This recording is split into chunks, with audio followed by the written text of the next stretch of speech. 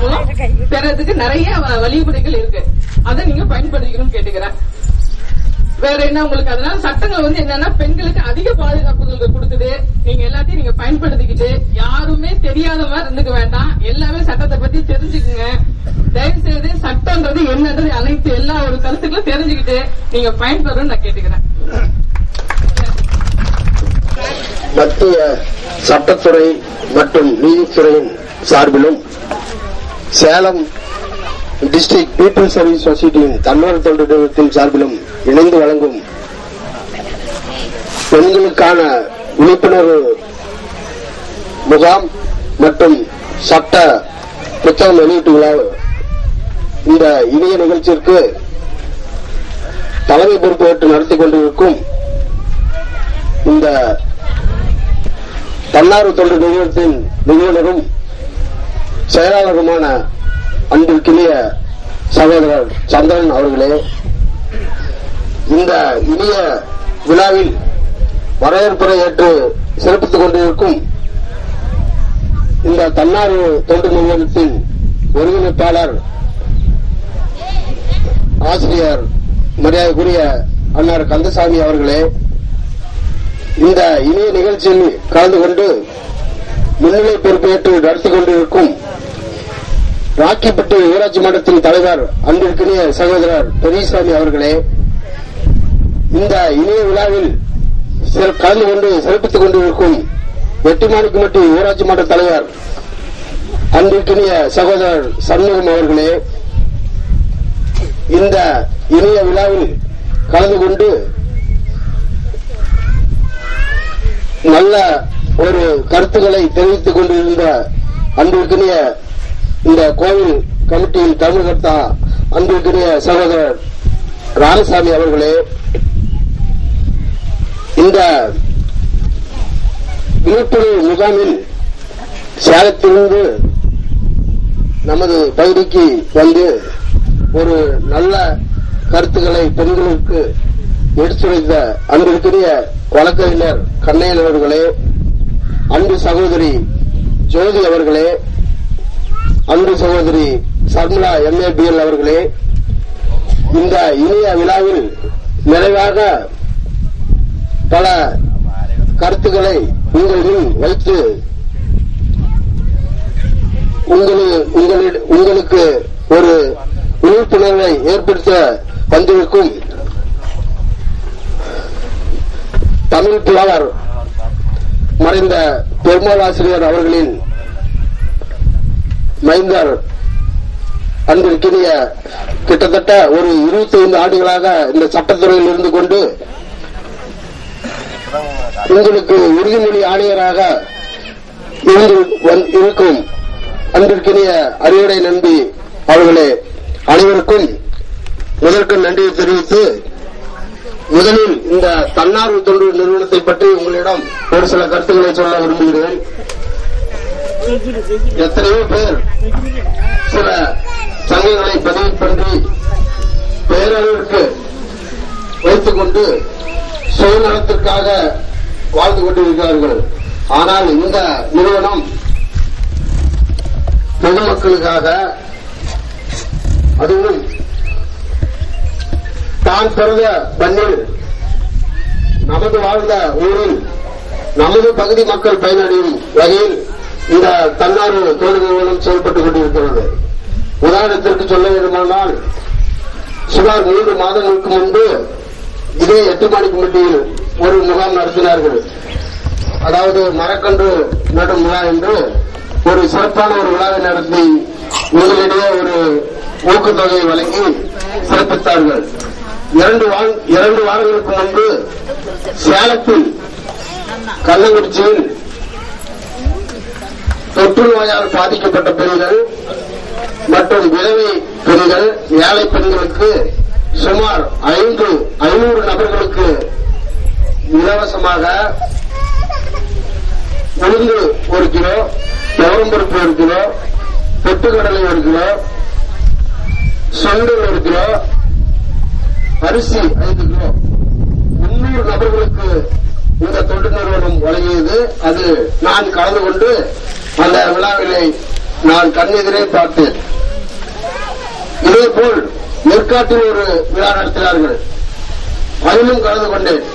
இந்த தொண்டு நிறுவனத்தை நடத்திக் கொண்டிருக்கும் அன்புக்கிற சகோதரர் சந்தன் அவர்கள் சுயநல நோக்கில் இல்லாமல் பொதுநல நோக்கில், அதாவது ஏழை மக்கள் பயன்பெற வேண்டும், இந்த சங்கம் வளர்ச்சி பெற வேண்டும் என்று கிட்டத்தட்ட 2007ஆம் ஆண்டில் பதிவு செய்து இப்பொழுது 2015ஆம் ஆண்டை தொட்டுக் கொண்டிருக்கும் இந்த சங்கம் இந்த அருள்மிகு கூலிப்பட்டு மாரியம்மன் நல்ல ஆதரவோடும் நல்ல ஆசையோடும் உங்களின் ஆதரவோடும் இந்த சங்கம் வளர்ச்சி பெற வேண்டும் என வாழ்த்தி இந்த விழிப்புணர்வு முகாமை பற்றி ஒரு சில வார்த்தைகள் உங்களிடம் சொல்ல கடமைப்பட்டுள்ளேன்.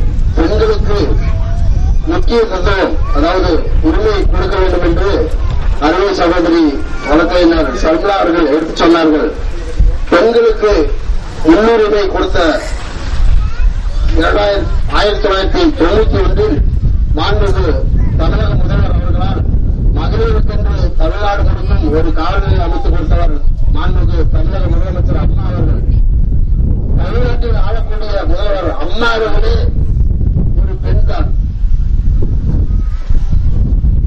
அவங்க சொன்னாங்க, சகோதரி அவர்கள் சொன்னார்கள், சொத்து பத்தி அது நல்லதுக்கு பயன்படுத்துங்க, அதுக்கு நீங்க வீட்டுல போய் நமக்கு சொத்து இருக்குது அப்படின்னு சொல்லி தகராறு பண்றதான். ஏன்னா அந்த குடும்பத்துல சந்தோஷமா இருந்து கேட்டு வாங்கிக்கலாம். ஏன்னா அவங்க ஒரு உதாரணமா சொன்னாங்க. நிறைய பேர் கோர்ட்டு ஆகலாம், ஆனா உண்மைதான் நிறைய பேருக்கு காவல் நிலையம் போறதுக்கு அச்சப்படுறாங்க, கோர்ட்டுக்கு நீதிமன்றத்தை நாட்டி செல்றதுக்கு அச்சப்படுறாங்க. அவங்க சொன்ன கருத்து நல்ல கருத்து. அதை நம்ம நல்ல முறையில் பயன்படுத்திக்கலாம். நமக்கு பெண்களுக்கு சில கருத்துக்களை சொல்லுகிறார்கள். நாம குடும்பத்துல போய் பாரு எங்களுக்கு எல்லாம் சட்டம் இருக்குது அப்படின்னு சொல்லி குடும்பத்துல சண்டை பண்ண வேண்டாம். பெண்கள் வழங்கி கொடுக்கக்கூடியவர்கள். அப்படிதான் அந்த குடும்பம் முழுமையாக இருக்கும், பாதுகாப்பாகவும் இருக்கும், தன்னுடைய வளர்ச்சி வளர்ந்து கொண்டிருக்கும். அவர்கள் சொன்னார்கள், அவர்கள் சட்டத்தினுடைய விதியை உங்களோட சொல்லியிருக்காங்க. நீங்க அது நல்லதுதான், அது நீங்க பயன்படுத்திக்காங்க. அதாவது நமக்கு ஒரு சிலர் எல்லா இடத்துலயும் பெண்களுக்கு என்ன செய்யணுங்கிறத அவங்க அப்பமா கண்டிப்பா செஞ்சிருப்பாங்க. ஒரு சிலர் செய்யாத இருப்பாங்க. அது உண்மையோட கேட்கலாம். அதுக்கு வழக்கறிஞர்கள் இருக்கிறாங்க, இவங்கெல்லாம் பயன்படுத்திக்கலாம். அதே மாதிரி உங்களுக்கு இப்ப ஒரு கேஸ் இணைப்புக்கு உங்களுடைய ரசீது குறைஞ்சிருது, டெபாசிட் ரசீது குறைஞ்சிருது, அல்லது இப்ப பசுமை வீடு வாங்குறீங்கன்னு வச்சுக்காங்க. அது போய் இப்ப அவங்க மேல அதாவது கணவர் மேல இருக்கிறத மனைவி பெயர்கள் ஒரு தாலி செட்டில்மெண்ட் பண்ணணும் அப்படின்னு சொன்னா நீங்க அதை சார்பிரியாளர் அலுவலகத்திற்கு செல்ல வேண்டாம். அனுபவிக்கிற அன்பு சகோதரர் அறுவடை நம்பியிடம் செல்லுங்கள். இவர் எனக்கு தெரிய 1990 நான் இவர் வழக்கறிஞர் இருக்கும்போது நான் ஒரு கேஸ் சும்மா போனேன். இவரை பத்தி சொல்லுவாங்க, ஏழை வைக்கல அப்படின்னு. ஏழைக்குன்னு, அதாவது ஏழை மக்களுக்குன்னே வாதாடக்கூடிய ஒரு வக்கீல் யாருன்னா அறுவடை நம்பி சொல்லுவாங்க. ஏழை வக்கீல் கூட்டடித்தியா, இப்ப ஒரு போலீஸ் ஸ்டேஷனுக்கு போனா கூட இவர் கூட்டு போனா அப்படி சொல்லுவாங்க. நீங்க அதெல்லாம் பயன்படுத்திக்கலாம். ஏன்னா இவர் உறுதிமொழி ஆணையர். இவர் ஒரு பாண்டு பத்திரத்துல எழுதி உங்க பேர் எழுதி கையெழுத்து போட்டு கொடுத்தாருன்னா அதை கொண்டு போய் கேஸ் கடையில் கொடுத்தீங்கன்னா உங்களுக்கு எந்த பிரச்சனையும் இல்லை. இப்ப ரேஷன் கார்டே இல்ல, உங்களுக்கு கனெக்ஷன் கொடுக்க மாட்டோம் அப்படின்னு சொல்றாங்கன்னா இவர்கிட்ட ஒரு சான்று ஒண்ணு, அது நாட் ரிபப்ளிக் அப்படின்னு சொல்லி, அதாவது பொதுமக்களுடைய இவரோட ஆணையர், உறுதிமொழி ஆணையரா கவர்மெண்ட் மத்திய அரசாங்கத்தால் நியமிக்கப்பட்டவர், இவர்கிட்ட வாங்கிக்கலாம். இது மாதிரி ஒரு நல்ல விஷயத்துக்கு நீங்க பயன்படுத்துங்க. வழக்கறிஞர் நல்ல காரியத்திற்கு பயன்படுத்துங்க. அதாவது பெண்களுக்கு பல வகையில் முன்னேற்றத்திற்கு மாண்புமிகு அம்மா அவர்கள் இருக்கிறார்கள். அதோடு மத்திய சட்டத்துறை இருக்கிறது, நீதித்துறை இருக்கிறது. இதற்கு ஊன்றுகோலாக அன்புக்குரிய சகோதரர் சந்திரன் அவர்களால் ஆரம்பிக்கப்பட்ட இந்த தன்னார்வ தொண்டு நிறுவனம் உங்களிடம் எப்பொழுதும் உறுதுணையாக இருக்கும் என்று சொல்லி எனக்கு பேச வாய்ப்பு அளித்தது அனைத்து நல்ல உணவுகளுக்கும் நன்றி கூறி விடைபெறுகிறேன். நன்றி. இன்னொரு ஒரு நல்ல விஷயம், நீங்க கிட்டத்தட்ட ஒரு 300 பேர்கிட்ட வந்திருக்கிறீங்க, வயதானவங்க இருக்கிறீங்க.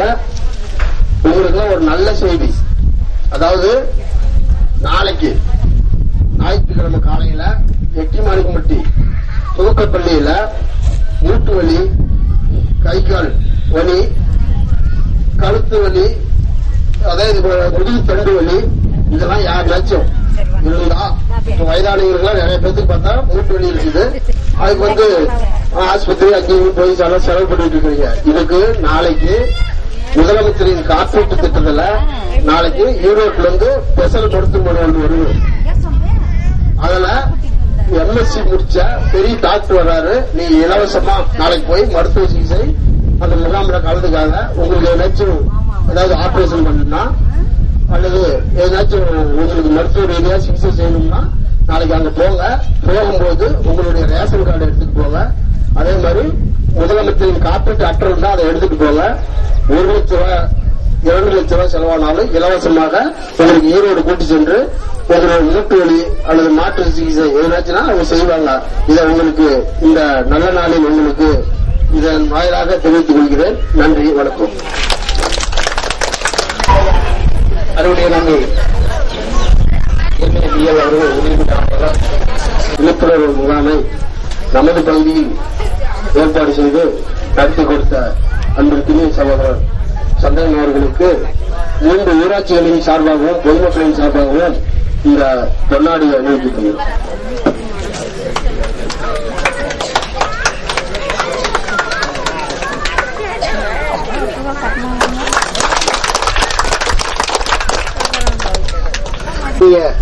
மதிய வேளையிலே எனது அருமை கிராமப்புறத்திலே உங்களோடு கூட கலந்துரையாடுவதில் இங்கே என்னை பேச அழைத்த முனைவர் Chandran Salem district people service society என்னும் ஒரு தன்னார்வ தொண்டு நிறுவனத்தை நடத்தி வருவது எனக்கு அறிந்த விஷயம்.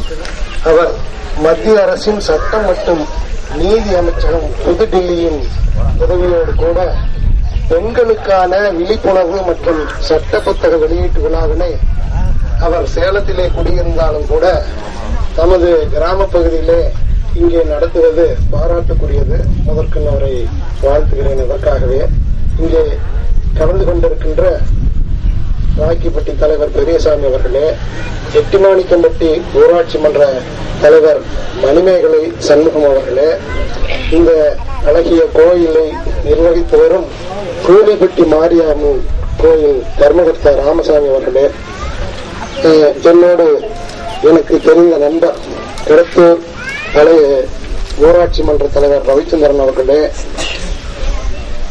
மற்றும்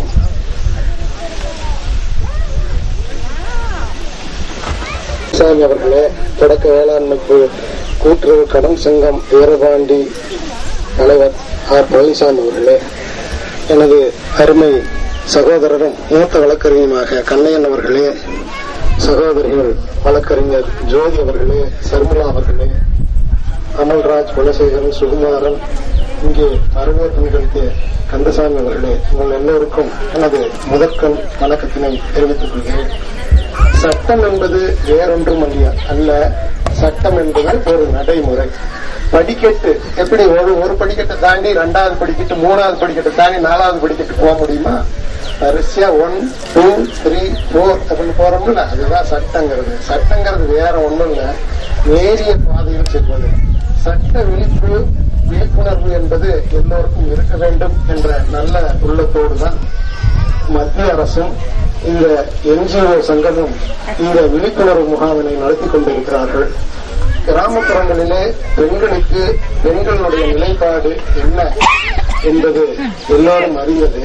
பெண்கள் தங்களுடைய கூச்ச சுபாவத்தை விட்டு வெளியே வந்தால்தான் வாழ்க்கை உண்டு. அவர்களுக்கு நிறைய உரிமைகள் வழங்கப்பட்டுக் கொண்டு இருக்கிறது. ஒரு சமுதாயத்தில் ஆணுக்கு இணையான சமத்துவம் கொடுக்கப்படும் சமுதாயம் தான் உண்மையிலே வளர்ச்சி பாதையிலே செல்லும் சமுதாயமாக இருக்கிறது.